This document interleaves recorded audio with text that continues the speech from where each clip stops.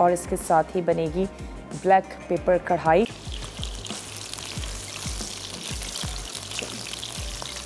हल्की आंच पर बस सिर्फ हल्का सा फ्राई कर रहे हैं और फ्राई करते हुए मैं इसमें ऐड कर देती हूँ सॉल्ट, ताकि जो भी मीट है आपका अच्छा सा एटलीस्ट सॉल्टी तो हो, बहुत ज़्यादा फीका बिल्कुल भी ना हो।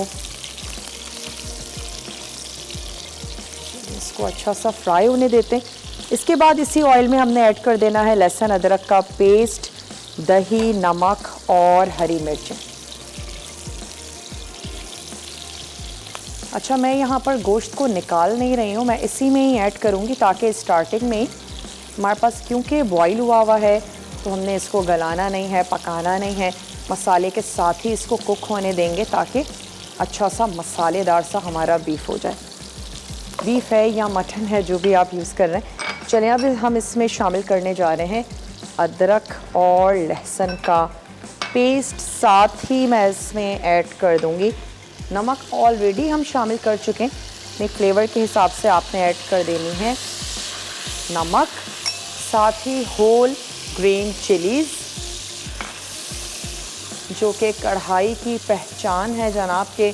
हरी मिर्चें शामिल हुई हुई हों तो हम कहते हैं हाँ भाई ज़बरदस्त। थोड़ा सा शामिल कर दूंगी नमक। ऐसे मेरे पास बॉईल हुआ है और बहुत अच्छा है कि बीफ और मटन को अगर आप बॉईल कर लेते हैं काफ़ी ज़िंदगी आसान हो जाती है, आपका खाना बहुत जल्दी मिनटों में तैयार हो जाता है। तो चलें, ऑयल गरम भी होता रहेगा, इसमें ऐड कर देते हैं और थोड़ा सा इसको मैं फ्राई होने देती हूँ। दही को अच्छा सा फेंट लेते हैं। अगर आप इसकी ग्रेवी को बढ़ाना चाहते हैं तो फिर आप क्या कर सकते हैं, थोड़ी सी पिसी हुई प्याज का इस्तेमाल कर लीजिए और स्टार्टिंग में ही आपने थोड़ी सी पिसी हुई प्याज ऐड करें, उसको अच्छा सा भूनें और फिर आपने ग्रेजुअली ये तमाम चीज़ें ऐड कर देनी है।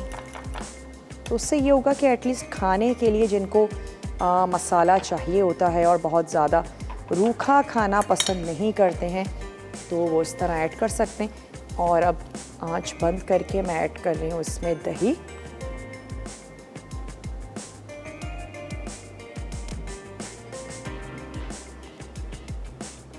चलो अच्छा सा कर लेते हैं मिक्स और फिर इसका स्टोव दोबारा से ऑन कर लेंगे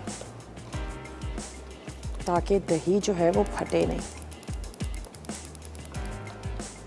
अच्छा सा मिक्स होने देते हैं और ब्लैक पेपर कढ़ाई में बहुत अच्छा फ्लेवर आएगा अगर आप काली मिर्चें भी फ्रेश कुटी हुई इस्तेमाल करते हैं। ये बहुत छोटा सा ब्रेक का टाइम है। अब हम इसमें शामिल करने जा रहे हैं भुना और कुटा हुआ सफ़ेद ज़ीरा।